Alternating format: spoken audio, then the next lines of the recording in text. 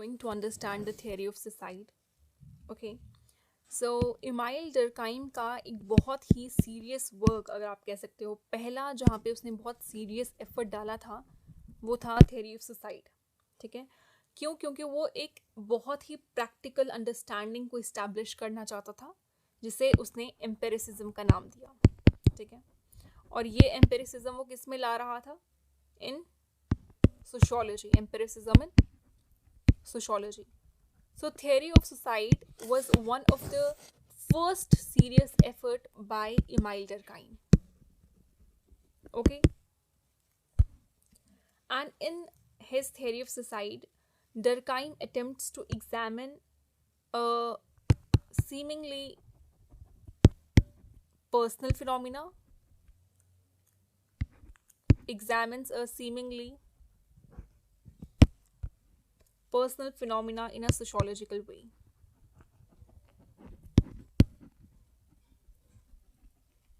Personal phenomena in a sociological way.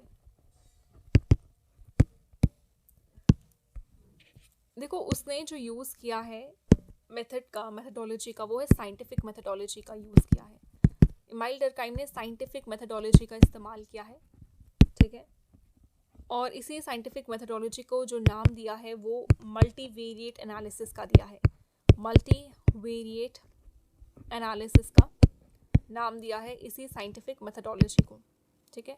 He has used scientific methodology. What name he has given to this methodology?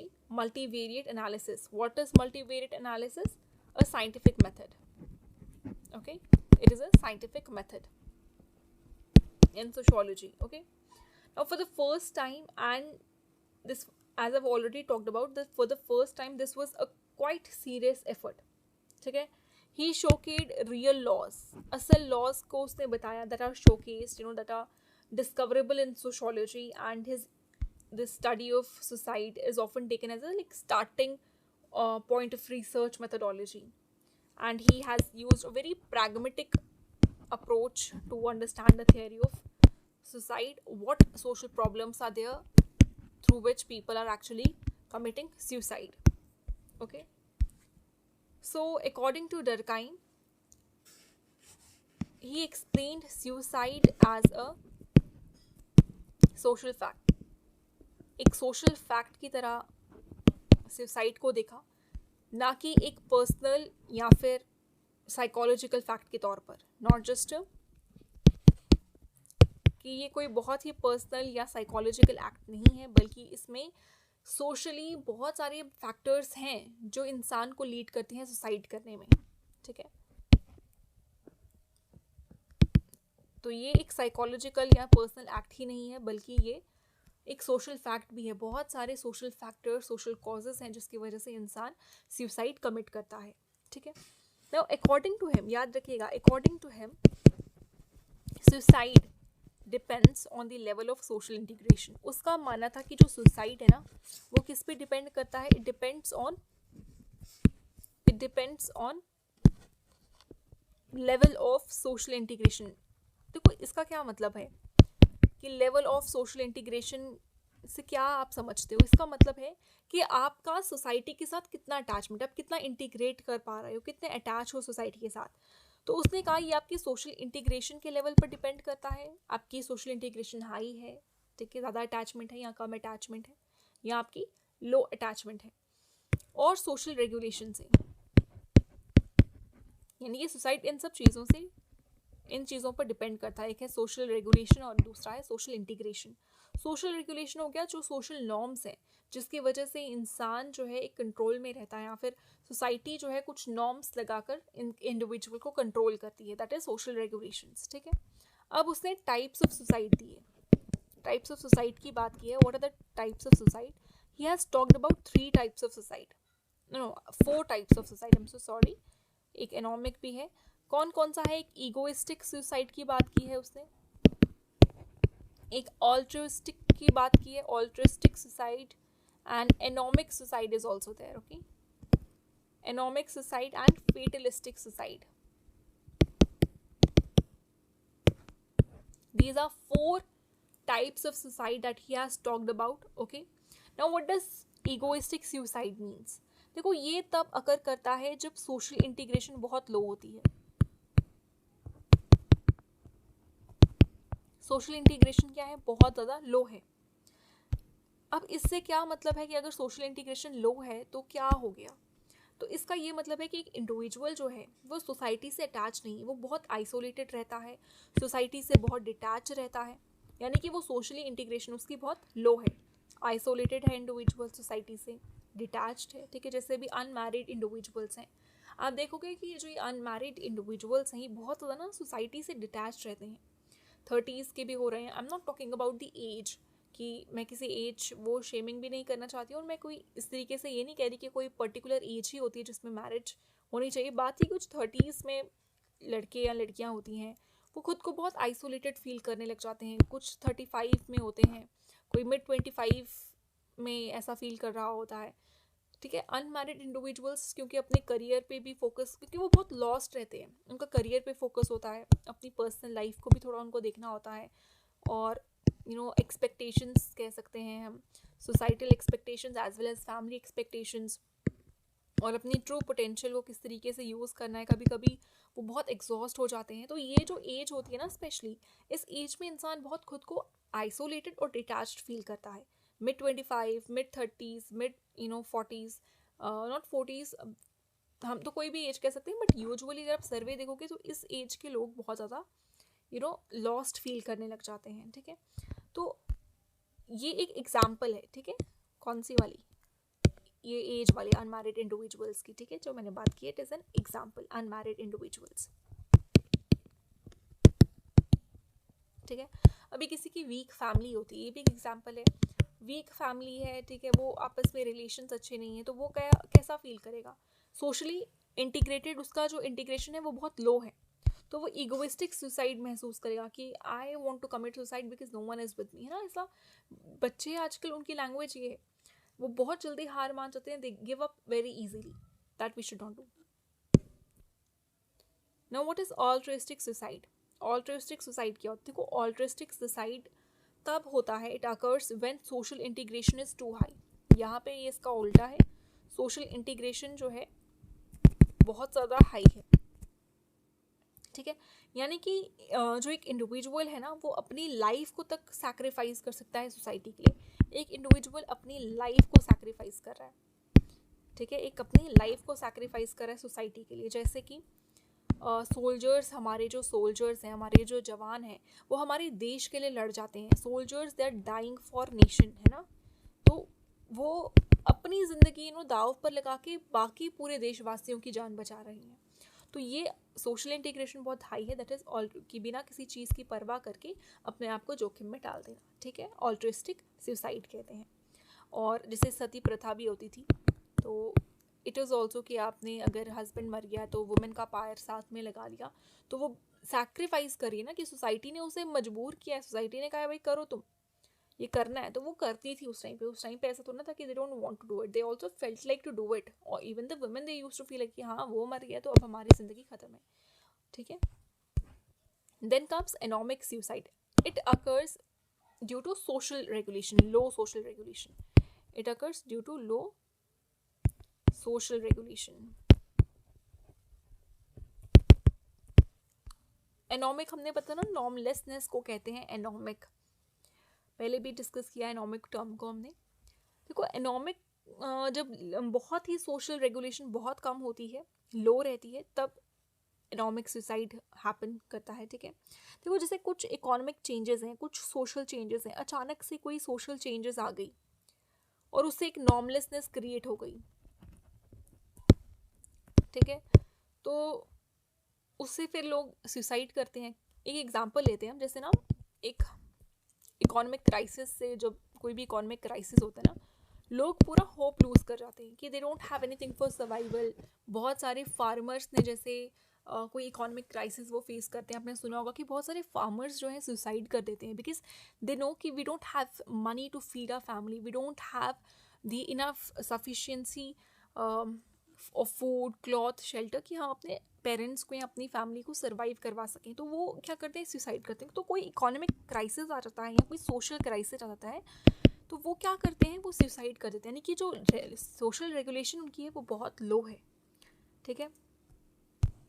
Now comes fatalistic. Fatalistic अकर करती है जब बहुत excessive regulation और control रहता है। Fatalistic is excessive regulation and control है, okay. So fatalistic suicide occurs when there is excessive regulation, regulation बहुत high है, एक्सेसिव है, कंट्रोल बहुत ज़्यादा है, ठीक है। यानी कि कंट्रोल इतना ज़्यादा है कि लाइफ फील्स ऑप्रेसिव, ज़िंदगी ऑप्रेसिव लगती है, कि कोई फ्रीडम नहीं है, बहुत ऑप्रेसिव फील करने लगते हो। अभी एग्जांपल हम प्रिजनर्स के या स्लेव्स के ले लेते हैं, उन्हें लगता है कि हमारी ज़िंदगी क्या है, हम तो यहाँ फंस गए हैं, इतना कंट्रोल, इतना रेगुलेशन है ना। तो इस वजह से प्रिजनर्स और स्लेव्स जो हैं वो कौन सा सुसाइड करते हैं, फेटलिस्टिक। देखो याद रखना, डरकाइम ने कंक्लूड किया कि जो सुसाइड रेट्स हैं, डरकाइम हैज़ कंक्लूडेड दिस, कि जितने भी सुसाइड रेट्स हैं ना वो वेरी करते हैं। सुसाइड रेट्स क्या है, वो वेरी करते हैं अकॉर्डिंग टू सोशल कंडीशन। जैसी जैसी कंडीशंस रहती हैं वैसे वैसे सुसाइड रेट्स रहते हैं, ठीक है। अभी हम एक फीचर्स को देख लेते हैं कि जो फीचर्स क्या है, इमाइल डरकाइम ने फीचर्स को के बारे में क्या बताया है, ठीक है। फीचर्स किस चीज़ की बात करें, फीचर्स ऑफ सुसाइड की। देखो पहला फीचर तो हो गया कि it is a social fact, not merely an individual act, ठीक है। ये एक सोशल फैक्ट है, सोशल कॉजेज, सोशल फैक्टर्स की वजह से हो रहा है, तो it is a social fact. ये एक रेगुलर सोशल पैटर्न्स दिखाता है, कोई रैंडम बिहेवियर नहीं दिखाता है। आप देखो कि रेगुलर बेसिस पे वो वैसा फील कर रहा है, वो एक इंसान रेगुलर बेसिस पे, एक दिन नहीं ऐसा हो सकता कि एक दिन उसने ऐसा महसूस किया और सुसाइड कर लिया, ठीक है। मतलब एक कहने का मतलब ये है कि ऐसे रैंडमली नहीं करेगा, बट उसके कुछ पैटर्न्स को आप ऑब्जर्व अगर करोगे तो उसे ना 2-3 दिन से वैसा महसूस हो रहा है का। फिर हम कहते भी आपस में, जैसे भी फ्रेंड्स हम कुछ बातें करेंगी तो हम क्या कहेंगे कि यार ये ना मैं 2-3 दिन से बहुत लॉस्ट सी लग रही है, कहाँ खोई हुई है, क्या कर रही है ये आजकल। तो ये एक सोशल पैटर्न आप ऑब्जर्व करते हो कि हाँ रेगुलर ऐसा होते जा रहा है, ठीक है। सुसाइड रेट वेरी करता है, याद रखिएगा। सुसाइड रेट कैसे वेरी करता है, it varies with social integration. अभी हमने देखा कि सुसाइड रेट वेरी कर रहा है, जब सोशल इंटीग्रेशन ज़्यादा है तो तब कैसा है, जब सोशल इंटीग्रेशन लो है तब कैसा है, ठीक है। सोशल इंटीग्रेशन एंड रेगुलेशन,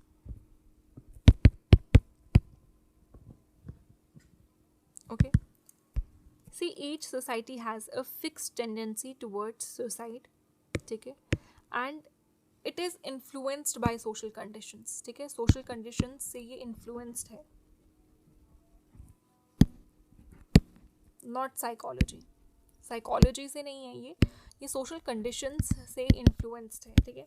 देखो उसने ये चीज़ प्रूव की है कि आप साइकोलॉजिकल, ठीक है, साइकोलॉजिकल या फिर जोग्राफिकल फैक्टर्स या फिर जितने भी क्लाइमेटिक फैक्टर्स हैं या हेरिडिटरी फैक्टर्स हैं,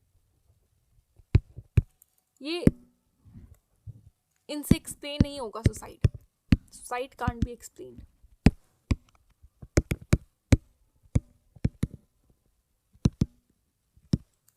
इसीलिए जब उसने कहा कि साइकोलॉजिकल, जोग्राफिकल, क्लाइमेटिक, ठीक है, और ये हेरिडिटरी फैक्टर्स से सुसाइड को आप एक्सप्लेन नहीं कर सकते, जब उसने ये चीज़ मेंशन की, फिर उसने साथ में ये कहा कि उसने ग्राफिकल एनालिसिस को यूज़ किया है।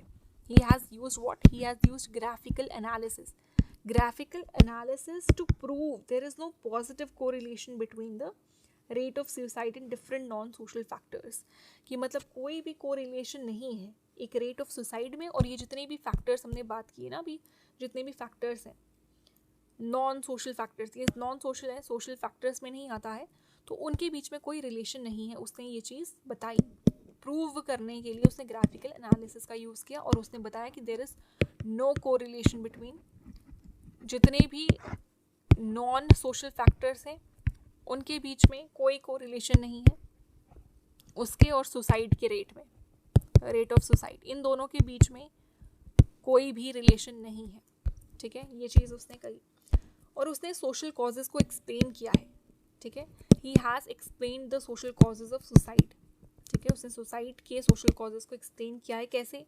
उसने ना सुसाइड रेट्स को कोरिलेट किया था बाकी सोशल फैक्टर्स के साथ। तो उसने फैक्टर सोशल फैक्टर्स के साथ कोरिलेट यहाँ पर किया है कि हाँ इन रीजंस के साथ जो है सुसाइड हो रहा है। वो सोशल फैक्टर्स उसने ढूंढे, सोचे, ठीक है।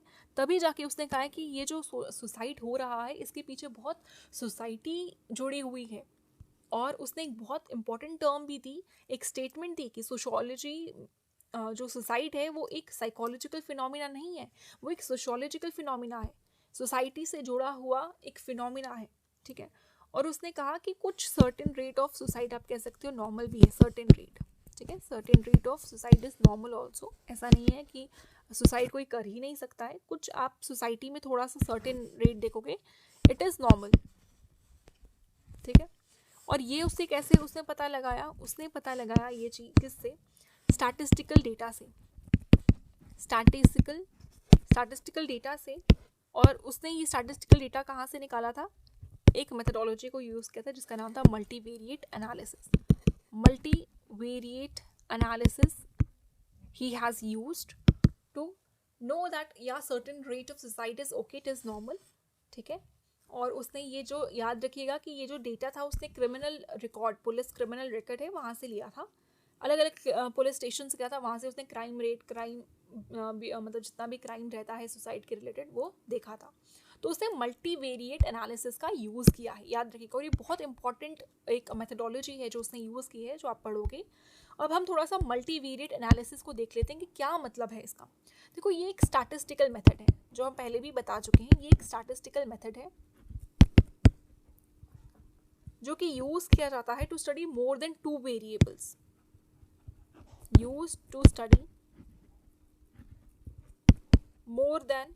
अब उसने कोई एक पुलिस स्टेशन जाके क्राइम तो नहीं निकाला, अलग अलग पुलिस स्टेशन क्या है, अलग अलग जगह से डेटा निकाला है, ठीक है। तो use to study more than 2 variables at a same time, at a same time to understand। अब वो यहाँ पर 2 वेरिएबल्स क्या है, एक सोसाइटी और एक सुसाइड, और इन दोनों का भी कोरिलेशन फिर वो ढूंढ रहा है। यहाँ इन दोनों का आपस में कोरिलेशन भी है, ठीक है। सेम टाइम पे आप यूज़ कर रहे हो उनका रिलेशनशिप अंडरस्टैंड करने के लिए, टू अंडरस्टैंड देयर रिलेशनशिप हो गया या उनके इफेक्ट्स हो गए, उन सब चीज़ों को आप समझ रहे हो, ठीक है। That is multivariate analysis in a very simple term, ठीक है। तो डरकाइम ने मल्टीपल सोशल वेरिएबल्स को यूज़ किया है। जैसे अभी क्या क्या मल्टीपल सोशल वेरिएबल्स को यूज़ किया था, जैसे रिलीजन उसने यूज़ किया, फैमिली, मैरिटल स्टेटस। देखो इन सब चीज़ों से उसने पता लगाया कि सुसाइड सोसाइटी की ही इन फैक्टर्स की वजह से रिलेटेड। ये सारे फैक्टर्स किसके हैं? सोसाइटी का पार्ट है ना ये सारे, रिलीजन, फैमिली, मैरिटल स्टेटस हो गया, या इकोनॉमिक कंडीशंस कह लो, ठीक है।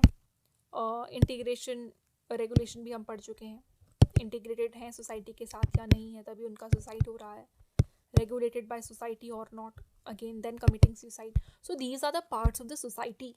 So these are the multiple social variables that he has used. मैं ऊपर भी बता चुकी हूँ, सुसाइड एक वेरिएबल, सोसाइटी का एक वेरिएबल, ये 2 वेरिएबल्स देख लो आप। 2 से ज़्यादा वेरिएबल्स हम क्यों कहेंगे यहाँ पे? क्योंकि ये सारा जो है सोसाइटी का पार्ट, और भी पता नहीं कितने पार्ट्स हैं, उनको देखा कि हाँ इन सब रीजंस की वजह से सुसाइड हो रहा है, ठीक है। तो कंपैरेटिव यूज़ किया आपने सेवरल वेरिएबल्स का, ठीक है। तो आप कह सकते हो एक एक्सपेरिमेंटल मेथड है ये, experimental method which was used by again Emile Durkheim in the sociological analysis of what? Suicide rates. So sociological analysis उसने suicide rate का किया, और ये उसने ना यूरोपियन सोसाइटीज़ में एक्सपेरिमेंट किया था, ठीक है। वहाँ पर एक्सपेरिमेंट किया था उसने यूरोपियन सोसाइटीज़ का, और वो यही ट्रेंड एनालिसिस ढूंढ रहा था कि सोसाइटल फिनोमिना के कौन कौन से ट्रेसेस वो जानना चाहता था कि जो एक ट्रेंड बन चुका है, ठीक है। और उसने अलग अलग एज ग्रुप्स को भी ऑब्जर्व किया है, अलग अलग एज ग्रुप्स के लोगों को, जिससे भी किसी का मैरिटल स्टेटस क्या है, तो तो अलग अलग एज ग्रुप्स का अलग अलग स्टेटस रहेगा, और क्या पता कोई फोर्स कर रहा है, कोई तंग कर रहा है, कोई मेंटल हरासमेंट कर रहा है, कोई बीट कर रहा है, तो हर कोई अलग अलग कहानी रहेगी। तो उसने अलग अलग एज ग्रुप्स को भी कंसिडर किया है, और फिर उसने उन्हीं सब चीज़ों को ऑब्जर्व करके कुछ फैक्ट्स, ही ड्रू सम फैक्ट्स, ठीक है, एंड डिफरेंट कॉजेज, जो उसने अलग अलग कॉजेज ढूंढे हैं behind suicide, he has found those causes behind suicide, कि हाँ ये कौन कौन से कॉजेज हैं जो सोसाइटी में हो रहे हैं जिससे इंसान एक सुसाइड कमिट कर रहा है, ठीक है, विद रिस्पेक्ट टू सुसाइडोजेनिक फोर्सेस, ठीक है। यहाँ पर हमारा ये सुसाइड का मल्टीवेरिएट एनालिसिस को हमने अच्छे से समझ लिया है कि मल्टीवेरिएट एनालिसिस क्या होता है। ओके, नाउ थोड़े से फैक्ट्स देख लेते हैं, ठीक है। फैक्ट्स क्या हैं about suicide? Facts about suicide, ठीक है। देखो कहते हैं कि मेल्स की ना ग्रेटर टेंडेंसी होती है to commit suicide than females. Males have greater suicidal tendency. Greater suicidal tendency किनकी होती है? मेल्स की। ओके, मैं फैक्ट्स को बता रही हूँ। The rates of suicide is more among the bachelors. जो बैचलर्स होते हैं, ठीक है, कहते हैं उनमें रेट ऑफ सुसाइड बहुत ज़्यादा रहता है, ठीक है। और मैरिज क्योंकि प्रोटेक्ट करती है इंडिविजुअल को सुसाइड करने से, क्योंकि वो इंडिविजुअल्स को जिससे भी मियाँ बीवी हैं आपस में, उन दोनों को क्या कर रही है? आपस में इंटीग्रेट करके रख रही है, ठीक है। तो इंटीग्रेशन थोड़ी है आपस में, एक स्टेबल रिलेशन है, तो बैचलर्स कहते हैं सुसाइड ज़्यादा करते हैं। ये हम फैक्ट्स को पढ़ रहे हैं, ठीक। कहते हैं अंडर डेवलप्ड कंट्रीज जो हैं, under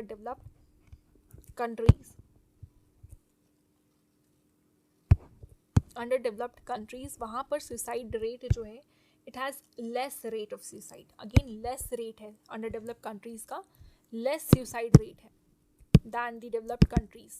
okay, less suicide rate. So on the basis of religion, Protestant कहते हैं, प्रोटेस्टेंट, हाँ ये क्रिश्चियनिटी में एक प्रोटेस्टेंट्स हैं, एक कैथोलिक्स हैं, दो तरह की मेजर डिविजन्स हैं प्रोटेस्टेंट एंड कैथोलिक्स की। और उसमें on the basis of religion हम देखें तो प्रोटेस्टेंट जो हैं वो they commit more suicide than Catholics, क्योंकि जो प्रोटेस्टेंट हैं they are less integrated with the church values, okay. और कुछ कैटेगरीज ऑफ पीपल हैं जो कि क्रिश्चियंस हैं, अनमैरिड भी हैं, और दे commit more suicide rather than Jews. अभी आप ज्यूज़ के कंपैरिजन में और ये मैरिड पीपल के कंपैरिजन में बात हो रही है, ठीक है। मैरिड पीपल एक तरफ ज्यूज़, ये कम कर रहे हैं, ठीक है, ये लो इनका सुसाइड रेट है। किनके कंपैरिजन में हम बात कर रहे हैं? हम क्रिश्चियनिटी की बात करें, जो क्रिश्चियंस भी हैं और मैरिड भी हैं, यहाँ पर इनका ये ज़्यादा सुसाइड रेट है। Christians and unmarried, I am so sorry, Christians and unmarried, इनका यहाँ पे सुसाइड लेवल ज़्यादा है।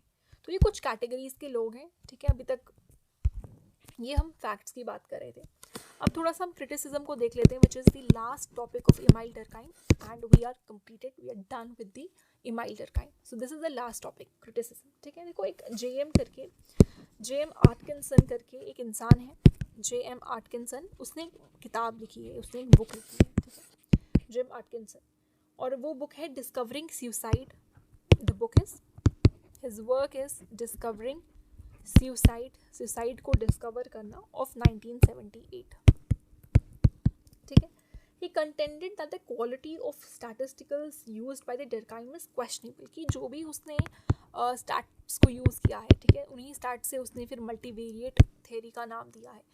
तो कह रहे हैं ये क्वेश्चनेबल है जो भी उसने स्टार्ट दिया है, ठीक है, क्योंकि स्ट्रॉन्ग एविडेंस है कैथोलिक्स जो हैं वो ज़्यादा कमिट करते हैं सुसाइड को दैन प्रोटेस्टेंट्स।